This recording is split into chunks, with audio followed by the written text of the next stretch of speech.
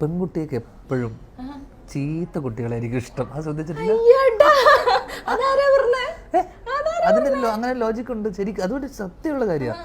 പൊതുവേ പെൺകുട്ടികൾക്ക് ഒരു ഇതുമില്ലാത്ത പാവപ്പെട്ട ഒരുത്തിനെ, ഒന്നിനും കൊള്ളാത്ത ഒരുത്തിനെ പെൺകുട്ടികൾ സ്നേഹിക്കില്ലെന്ന് ഞാൻ പറഞ്ഞല്ല. എൻ്റെ ഏട്ടനെ ചേച്ചി പ്രേമിച്ചില്ലേ, അപ്പോൾ സ്നേഹിക്കും. പക്ഷേ സ്നേഹിക്കും. പക്ഷേ പൊതുവെ ഞാൻ പറഞ്ഞ ജനറലി ഇപ്പം ചീത്ത കുട്ടികളോട് പെൺകുട്ടികൾക്ക് തമിഴ് സിനിമയിലൊക്കെ കണ്ടിട്ടില്ലേ ശ്രദ്ധിച്ചിട്ടില്ലേ? എന്ന് വെച്ച് കഴിഞ്ഞാൽ ചീത്ത കുട്ടികളോട് പെൺകുട്ടികൾക്ക് ഒരു വേറെ രീതിയിലുള്ള ഒരു ആദ്യം അത് ഇപ്പോഴും പൊതുവെ തുടങ്ങുന്നതിന് ഒരു വെറുപ്പിലായിരിക്കും തുടങ്ങുക അല്ലേ? വെറുപ്പായിരുന്നു. ആ വെറുപ്പ് പതിയെ സ്നേഹമായി, പ്രണയമായി. അതായത് മനസ്സിലായില്ലേ? അതിന് ഏറിയുണ്ട്. എന്ന് വെച്ച് കഴിഞ്ഞാൽ ചിലപ്പോൾ കുറെ കഴിയുമ്പോൾ ഇവർക്ക് തോന്നും ഇത് ഈ ദുശീലം മാത്രമേ ഉള്ളൂ, ആളൊരു പാവ.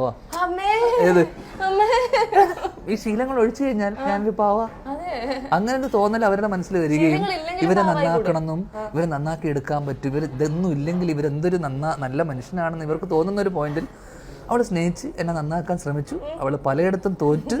ഇപ്പൊ ഞാൻ നല്ല മനുഷ്യനാണ്.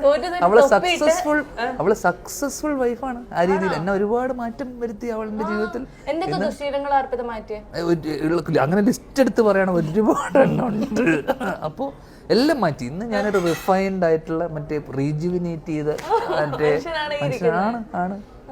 വിനീതേട്ടൻ എപ്പോഴെങ്കിലും പറയാറുണ്ടോ, എടാ സെലക്റ്റീവ് ആയിട്ട് സിനിമ ചെയ്യണം, നീ ഇങ്ങനെ വലിച്ചു വാരി സിനിമകളൊന്നും ചെയ്യരുത്, ഇങ്ങനെയൊക്കെയുള്ള ഉപദേശങ്ങൾ വിനീതേട്ടനോ അച്ഛനോ തരാറുണ്ടോ? എനിക്ക് പുള്ളി ഉപദേശം ഒരു തവണ തന്നിട്ടുള്ളൂ. ആ ഉപദേശം അടിപൊളി ഉപദേശമായിരുന്നു. എന്ന് വെച്ചാൽ പുള്ളി എന്നോട് പറഞ്ഞു, ജാനെ നമുക്കൊരിക്കലും ഒരു പെർഫെക്റ്റ്, നമുക്കൊരു കംപ്ലീറ്റ് നല്ലൊരു സ്ക്രീൻ പ്ലേ അല്ലെങ്കിൽ ഒരു കഥ ചിലപ്പോൾ വരണമെന്നില്ല. ചിലപ്പോൾ ഒരു ആവറേജ് കഥയൊക്കെ ആയിരിക്കും. ശ്രദ്ധിച്ചോളെ, ആവറേജ് കഥയൊക്കെ ആയിരിക്കും. അതിന് നമ്മളിരുന്ന് വർക്ക് ചെയ്ത് നന്നാക്കി എടുത്ത് നമ്മൾ അതിൻ്റെ കൂടെ നിന്ന് ആ സിനിമ നന്നാക്കി എടുക്കണം. അപ്പം കാരണം കംപ്ലീറ്റ് നല്ലൊരു സ്ക്രിപ്റ്റ് സ്ക്രീൻ പ്ലേ വരണമെന്നില്ല. നമ്മളതിനെ കൂടെ ആവറേജ് സാധനങ്ങളാണെങ്കിൽ പോലും അതിനെ നമ്മളെ കൂടെ ഒന്ന് നന്നാക്കി എടുത്ത് നമ്മൾ ഇതാക്കണം.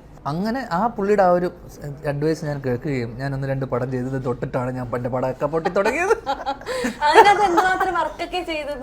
അല്ല, ആദ്യം പൊട്ടിയത് പുള്ളിയുടേതാ.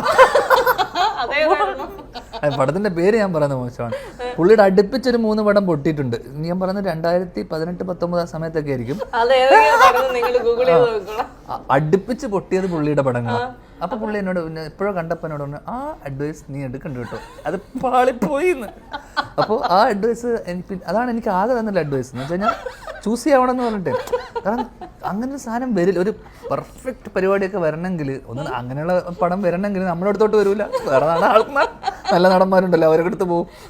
നമ്മുടെ അടുത്ത് വരുന്ന ഈ പറഞ്ഞ പോലെ മറ്റേ നേരത്തെ പറഞ്ഞ പോലെ അടി കിട്ടിയ സാധനങ്ങളൊക്കെ നമുക്ക് വരുള്ളൂ.